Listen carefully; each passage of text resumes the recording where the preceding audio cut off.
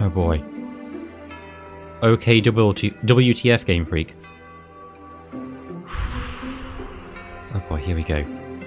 Theme. Original sin based on the current Pokemon world. Oh no. In the distant past, when the boundary between Pokemon and humans was still blurred, there was a woman and her companions. Every day they were bored, so that they would often catch Slakoth living in the nearby forest. They played cruel games with the captured Slakoth, sometimes killing them for fun, gouging out their eyes, or cutting off their ears. Fun for all the family. One day, the woman was walking alone in the forest and saw a Slakoth hanging from a tree. She climbed the tree to catch it, but slipped and injured herself. At that moment, a Vigoroth appeared. This Vigoroth had a torn ear. The woman, startled, tried to flee, but her injured leg hurt too much and she couldn't move. The Vigoroth with the torn ear suddenly attacked her when it saw her. The woman lost consciousness. When she awoke, she was in an unfamiliar place. Before her lay a clear lake surrounded by trees, from which many Slakoth and Vigoroth were hanging. All the Pokemon bore wounds somewhere on their bodies. Marks left by the woman and her companions. Upon closer inspection, she noticed that some of the Slakoth hanging from the trees were corpses. They were the very Slakoth that the woman and her friends killed and discarded. The Slakoth were throwing those corpses into the lake. Terrified, the woman tried to run away, but a Slaking appeared. This Slaking also had a torn ear. The woman realized that this was the same Vigoroth she had seen earlier, and fear overwhelmed her, causing her to faint once more. This story is wild, it certainly is. I wonder if it's gonna... Oh no. Oh no, I peeked ahead. When the woman regained consciousness, she found herself at the entrance of the forest near her home, surrounded by her friends. They carried her back to her house. Sometime later, the woman gave birth to a child, but it wasn't a human child, it was a Slakoth. She intended to abandon it, but couldn't bring herself to do so. She stopped meeting with her friends and decided to raise the Slakoth. One day, her friends, concerned about her, visited the area near her home. They found the Slakoth sleeping there, the child of the woman. As they always did, they caught the Slakoth, stabbed it in the chest and killed it!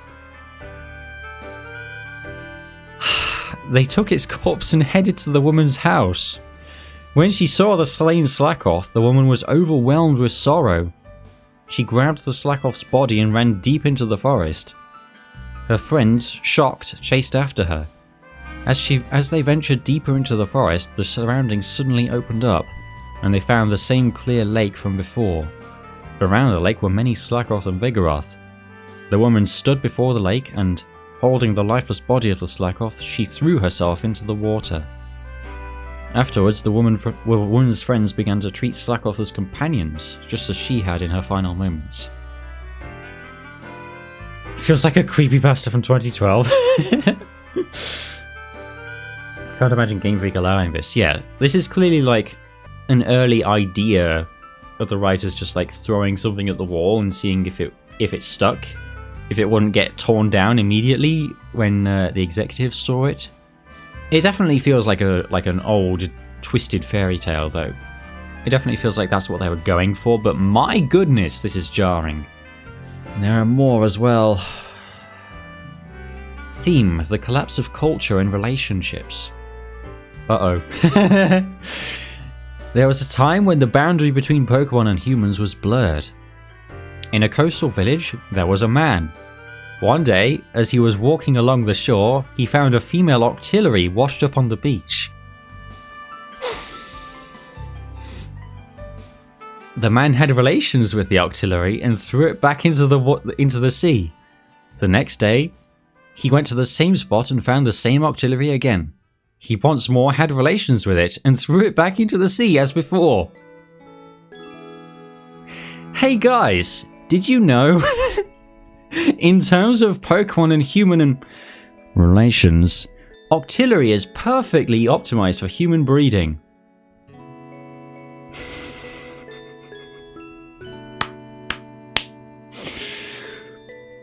That's just the first paragraph. One night, after several days had passed, the man had a dream. In the dream, the Octillery spoke to him. "I cannot come to you, but I will deliver our child to you. It is our child, yours and mine." I mean, what a choice of Pokemon, though. What a choice. Like, the jokes write themselves. All the tentacles? What do those suckers do, though? Dear. Okay. The next morning, the man went to the place where he had met the Octillery. There, he found a boy. The man took the boy home and raised him. Time passed, the boy grew into a young man, and the father passed away. The young man was always lonely. What? One day, as the young man was walking along the shore, he saw a group of people playing in the distance. They all held very large swords in their hands as they danced. The young man approached the people, and as he got closer, he saw that Sharpedo were playing along the beach. When he tried to get even closer, the Sharpedo suddenly leapt into the sea all at once. However, one of the Sharpedo lingered, looking around 3 times before swimming away. At the spot where the Sharpedo had been playing, there was a large sword lying on the ground. It was a shape he had never seen before, and it was very sharp and pointed. Oh, you know, as opposed to all those small and blunt and rounded swords. Swords. The young man took the sword home. Pokemon furry fanfiction. They would usually pick a different one to Octillery, though. The next day, the young man... What is even happening, though? Like, this is the next generation now. This is like 30 years later. The next day, the young man took the sword and went into the forest. While walking through the forest, he encountered an Ursaring. He tried slashing at the Ursaring... This is just... Okay, so we're adding a third Pokemon into the mix. He tried slashing at the Ursaring's mouth with the sword, and the mouth was easily severed. Next, he stabbed at the Ursaring's eyes, and they were easily pierced. Finally, the young man thrust the sword... I said it again. Sword into the Ursaring's chest, and the Ursaring died effortlessly. That day, the young man killed 30 Ursaring. Okay, why though? After that, he always carried the sword with him.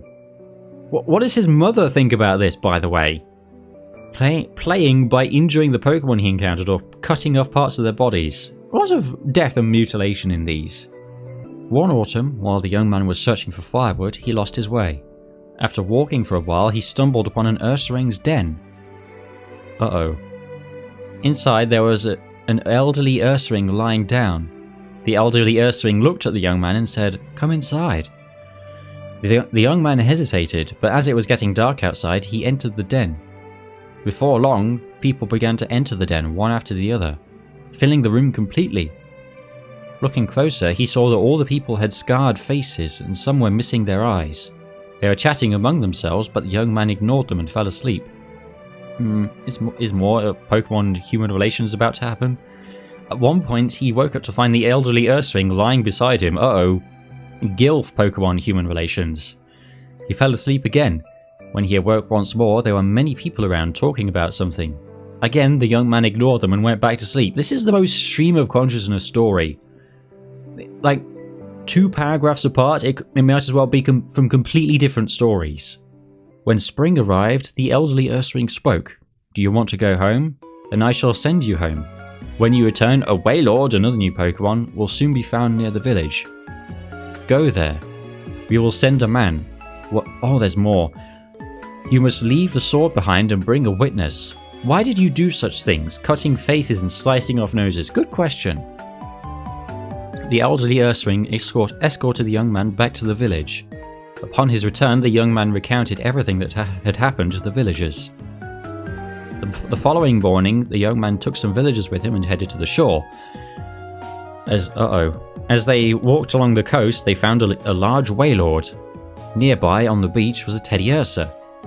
When it noticed the young man, the Teddiursa hid in the forest, and a large Ursaring came out in its place. As the Ursaring charged at him, the young man tried to draw the sword he had hidden, but it got stuck, and he couldn't pull it out. So he rushed at the Ursaring with his bare hands. The young man and the Ursaring grappled, punching each other's faces. They strangled each other with all their strength, and so they choked each other to death, collapsing on top of one another.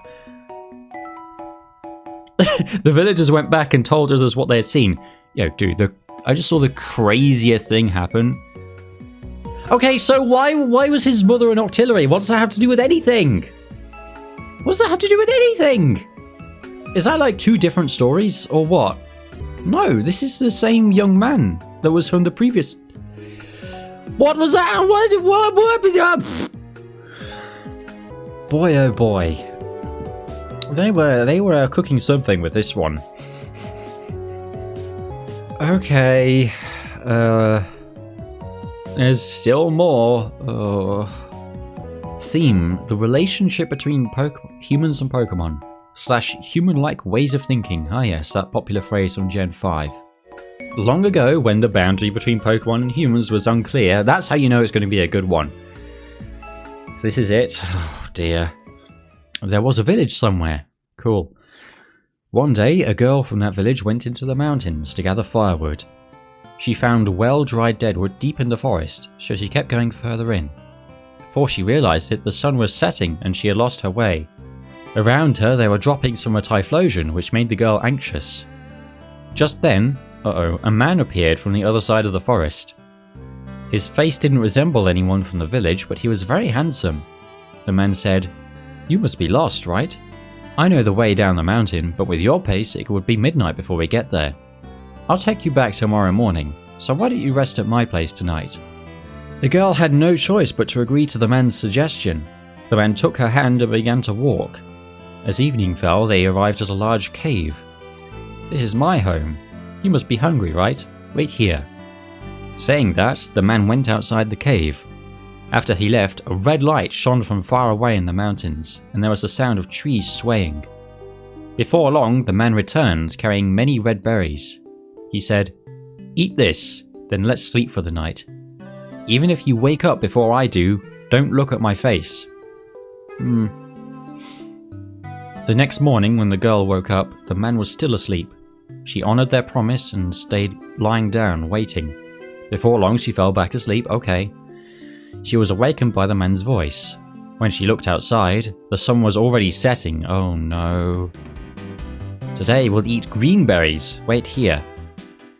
With that, he went out of the cave. After he left, the same red light shone from far away, and the sound of trees swaying echoed once more. By the time the sun had set completely, the man returned, carrying many green berries. He said, "Eat this, and let's sleep for the night. Even if you wake up before I do, don't look at my face." The girl expressed her concern that her family would be worried and that she wanted to go home soon. This isn't even the whole thing, there's still more. The man yawned widely and tapped her on the head. At that moment, she completely forgot about her family and home. The two of them ate the green berries together and then fell asleep. The same routine continued, with them waking up when the sun had set, the man going out to gather berries, and the two of them eating and sleeping together. Eventually, the girl realized that the man was a Typhlosion. Okay. Just brushing over that reveal. As winter approached, the Typhlosion dug deeper into the cave and said to the girl, "Go and gather wood for firewood. Rake off the branches from the higher parts of tall trees." The girl tried to do as the Typhlosion instructed, but the tall trees scared her, so she could only climb the shorter ones. When she brought back some branches, the Typhlosion said, "That won't do. If it's not from higher branches, humans will find us." When the snow began to fall, the two of them lived in the depths of the cave, mostly sleeping. There was plenty of food. Occasionally, they would wake up, eat, and then go back to sleep. One day when she awoke, the girl was holding a child. After several days and nights passed, the Typhlosion said, "Your father is looking for you. But you are my wife, so I can't return you. I will have to fight him." Is she like a Typhlosion too at this point, or is this just, the line is blurred? The girl pleaded, "Please don't do that. Don't kill my father. How can I live with you if you kill my father? You're a good person." Sorry? "So please stay here with me and sleep." "Alright, let's stay here and sleep." The man nodded. The next night, the Typhlosion woke the girl and said, "Your father is close by. Go and see." When the girl went outside, a snowstorm was raging. She climbed a low tree and broke off a branch. When she returned to the cave, the Typhlosion was singing a song she'd never heard before. "You broke off a branch, didn't you? Soon your father will come here. I'm going to do something bad to your father. If I'm killed, take my eyes, my voice, and my heart. Build a fire at the spot where I was killed and burn them. And while they burn, sing this song until the fire goes out. The girl said, please don't do it. Don't kill my father. If anyone is to be killed, let it be you. Goodbye, we will never meet again. With those words, the Typhlosion went outside. After a while, there was a loud noise, and when the girl looked outside, she saw her father had killed the Typhlosion. She rushed out and said to her father, Father, you have killed my husband. I have been living with him all this time. He was my husband. Okay, all those berries did something very weird to her brain. Please give me my husband, the Typhlosion's eyes, voice, and heart. The girl built a fire at the place where the Typhlosion had been killed, and put his eyes, voice, and heart into the flames. She sang the song the Typhlosion had taught her until the fire burned out. The girl's father built a small hut on the edge of the village for the girl and her child to live in. Eventually, spring arrived. The young men of the village often teased and tormented the girl and her child. It became worse until over time, and one day they tried to drape a Typhlosion's pelt over them. The girl returned home and pleaded with her parents, please tell the villagers to stop teasing us. If they put that pelt on us, we will surely become Typhlosion. We are already half Typhlosion as it is. Despite the parents' pleas, the villagers did not listen. In fact, they found it even more amusing and eventually draped the Typhlosion pelt over the girl and her child. At that moment, they howled loudly and vanished into the depths of the forest. The two were never seen again. And so people came to understand Typhlosion are half human beings. Okay, that's the moral of the story?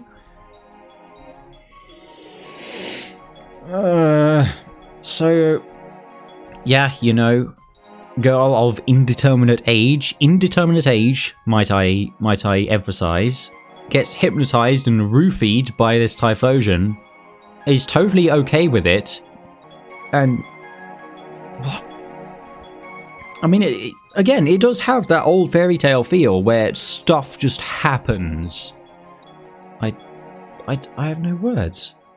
Like, less of it was like the depraved stuff than I expected. I can't even say anything. I'm speechless. I don't have any more to say. I think it speaks for itself. Yeah, it does feel like actual mythology. I don't know. Yeah, probably stories for the Canalave City Library that didn't make the final cut. That's for the better. Oh boy, there's more. Oh boy, there's more. Oh boy, there's more. Okay. Theme: humans hunting Pokemon. Native American ecology philosophy. Okay, hang on. In the past, when the boundary between humans and Pokemon was blurred, there was a grassy plain and a large lake at the foot of a mountain. Two men lived on the west and east sides of the lake. The two men lived by hunting Pokemon. The man living in the west was not particularly skilled, but he strictly followed the hunting rules. The man living in the east was a skilled hunter, but often neglected these rules. One day, the man from the west went out to hunt and saw a Rapidash on the plain. Oh, don't. Really don't. Trust me, I've had bad experiences with going out and meeting a Rapidash on the plain. But that was a while ago now. Its lush mane shone beautifully in the sunlight. As the man from the west readied his bow, the Rapidash spoke. We have children now. If I die, there will be none of us left in this plain. The man from the west lowered his bow and said, Then I will not kill you. However... Seriously, I desire your beautiful mane, so I ask you to become my wife. Of course, why not? What else would happen in one of these stories? So much for eating at the same table. My goodness, that is worlds away from this right now. The Rapidash became the wife of the man from the west. After about 2 months, when Ponyta began to appear on the plains, the man from the west was riding on the back of his wife, running across the plain. Eventually, they reached a place where many Rapidash and Ponyta were resting. The wife said, They are my husbands. Excuse me? If you need, you may hunt them. If you treat them with care, they will not die. However, do not kill the female Rapidash or the Ponyta. The female Rapidash are my sisters, and the Ponyta are my children. That means the female Rapidash are your sisters-in-law, and the Ponyta are like your children. Right. Oh dear. A few days later, the man from the east went out hunting. When he reached the plains, he found a ponyta. He immediately shot an arrow and killed it. As he continued looking for more prey, he encountered a Rapidash. It was a female Rapidash. The Rapidash tried to say something, but the man from the east ignored it and shot his arrow. He then cut off the mane of the Rapidash he had killed, and, proud of the beautiful mane, decided to show it off to the man from the west. He wrapped the mane around his head and headed home. Eventually, tired of walking, the man from the east decided to rest under a large tree by the lake. As the man from the west and his wife, the Rapidash, okay, so it wasn't the wife, walked along the lakeshore, they saw a glimpse of the Rapidash's mane under the shadow of the big tree. He is male, he has no children, so if you need, you may hunt him, said the wife. With that, the man shot an arrow at the Rapidash. When he approached the prey, he found the man from the east lying there, wrapped in the Rapidash's mane. Take this mane back with you, and when you hunt Rapidash, follow the rules I have told you. With those words, the Rapidash said farewell to the man from the west and returned to the plains. What? Okay, so he's just dead. The end. What? I thought that was going to be some kind of, like... Is the moral that the Rapidash thought that he was the one who, like... No? What? The fans are weirdos, they say. I seriously don't even get it. And there's still more. Oh, we don't have a header on this one. There was a man in a village. One day, the man went out to hunt for a stantler. Oh dear. While walking along the coast, he found a Lapras on the beach. The man had relations with the Lapras and sent it back to the sea, because what else do you do when you find a Pokemon on the beach? I mean, at least it's, you know, Lapras, better taste than Octillery, but that's just me. You didn't hear me say that, though. Oh my goodness. The next day he went to the same spot and the same Lapras was there. The man had relations with the Lapras again and sent it back to the sea in the same way. Hey guys, did you know, etc, etc. A few days passed, and one night the man had a dream. In the dream the Lapras said, I cannot come to you, but I'll send our child. A child is yours and mine. So it's the same thing, but with Lapras this time. I mean, I would take that over Octillery, personally. Again, you didn't hear me say that, but... But why, though?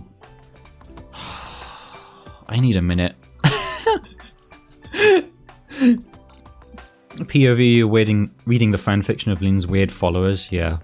These are the ones who are adding my art to weird fetish collections. This is the type of stuff that they enjoy reading.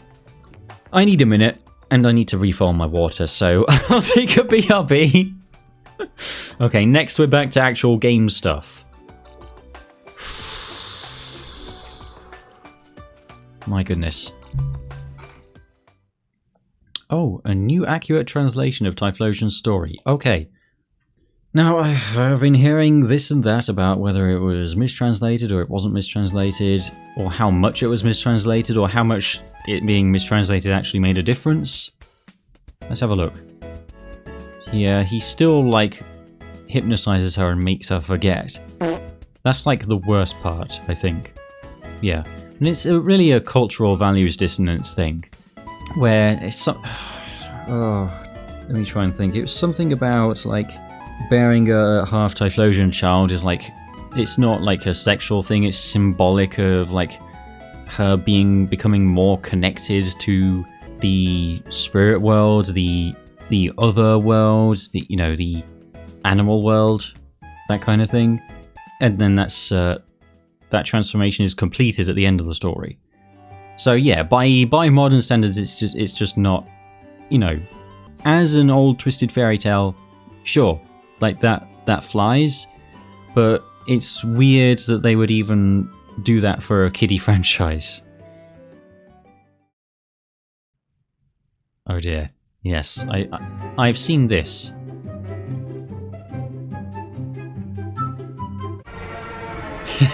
Yeah, this is this type of thing that clued me in that Typhlosion had done something messed up.